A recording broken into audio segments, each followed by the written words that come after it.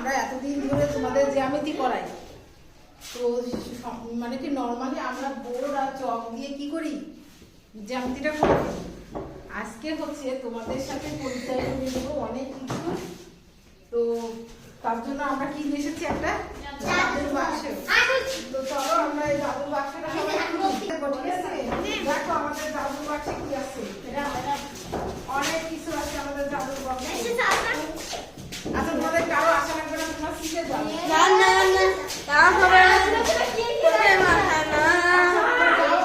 আমি তোমাদের পরিচয় করে দিচ্ছি। যাও দেখো, এখানে এটা দিয়েও একটা জ্যামিতি হয়, এটা দিয়েও একটা জ্যামিতির নাম আছে, কি আছে না, আমরা সেটা আজকে দেখবো, ঠিক আছে। আর সাধারণত হচ্ছে তোমাদের যদি উপকরণ নিয়ে ক্লাস করায় তাহলে কিন্তু তোমরা সেই ক্লাসটা করতে খুব আগ্রহী হও, তাই না?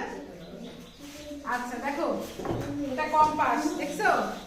এই কম্পাসটা দিয়ে আমরা কি করি, রাহিয়ান খাও তো। হ্যাঁ, এই কম্পাসটা দিয়ে আমরা কি করি, আমরা কিন্তু বৃত্ত করি, তাই না?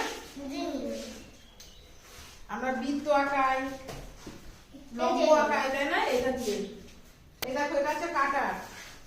এই কাঁটা দিয়ে হচ্ছে আমরা পরিমাপ নির্ণয় করব, কতটুকু নিলাম আর কতটুকু নিব, ঠিক আছে? এটা দিয়ে আমরা খুব সুন্দর করে মাপতে পারবো। তোমাদেরও তো জ্যামিতির বক্স আছে, আছে না? ওটা তোমাদের আর এটা কি আমার, তাই না? এবার দেখো এখানে চাঁদা আছে, এই দেখো একটা বড় চাঁদা আছে আর একটা ছোট চাঁদা আছে, তাই না? এগুলো দিয়েও কি আমরা কাজ করব। আর যেগুলো তোমাদের দেখিয়েছি তারই ছোট সাইজের দুইটা ত্রিভুজ, তাই না? এই দেখেছো, বাহু বেদের ত্রিভুজ হচ্ছে 3 প্রকার। একটি হচ্ছে সমবাহু, সমদ্বিবাহু, আর একটা হচ্ছে বিষমবাহু। আমি সমবাহু ত্রিভুজ আঁকাচ্ছি। এই যে সমবাহু মানে হচ্ছে প্রত্যেকটা বাহুই কি হবে, সমান। দেখো এখানে মাঝখানে একটা মধ্যবিন্দু নিয়ে নিয়েছি। হ্যাঁ, এবার মধ্যবিন্দুটা দেখো আমি কি করবো, এই দিয়ে দেব।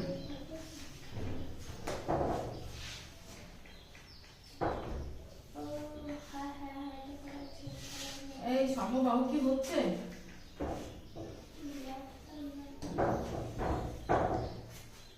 প্রত্যেকটা বাহুই কি হবে, সমান, তাই না? এই দেখো সমবাহু ত্রিভুজে এটা এটা এ হবে, এই বাহু এ, আবার এই বাহু কি, অর্থাৎ প্রত্যেকটা বাহুই কি সমান, অর্থাৎ এ সমান সমান এ সমান সমান এ, প্রত্যেকটা বাহুই কি সমান। তাকে বলবো কি সমবাহু, সমবাহু ত্রিভুজ, সমবাহু ত্রিভুজ, বুঝতে পেরেছি? এবার হচ্ছে সমদ্বিবাহু। সমদ্বিবাহু আমরা এটা দিয়ে এই ফেলতে পারবো, তাই তো?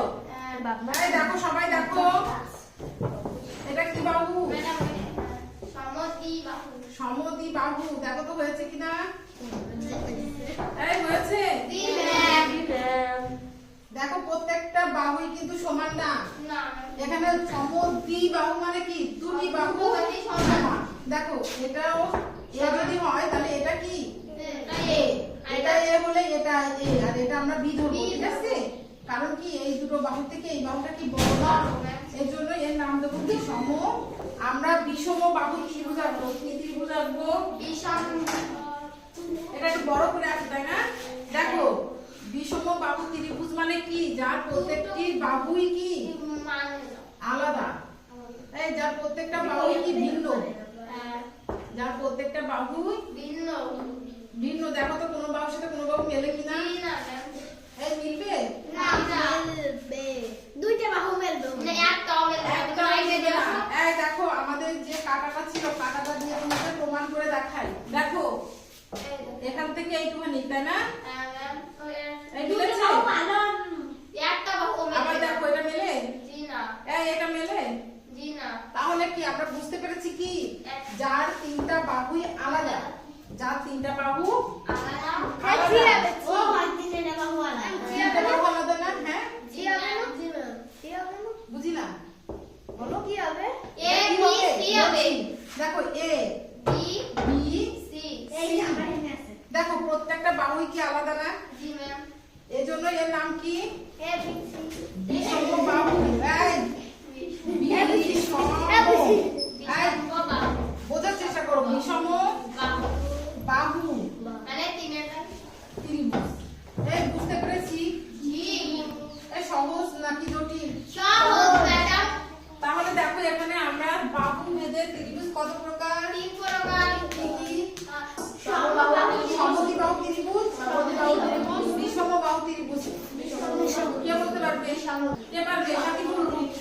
সমবাহু ত্রিভুজ, সমদ্বিবাহু ত্রিভুজ, বিষমবাহু ত্রিভুজ। এই সাথী বলে জন্য হাততালি। আচ্ছা সাইমা বলো। আমরা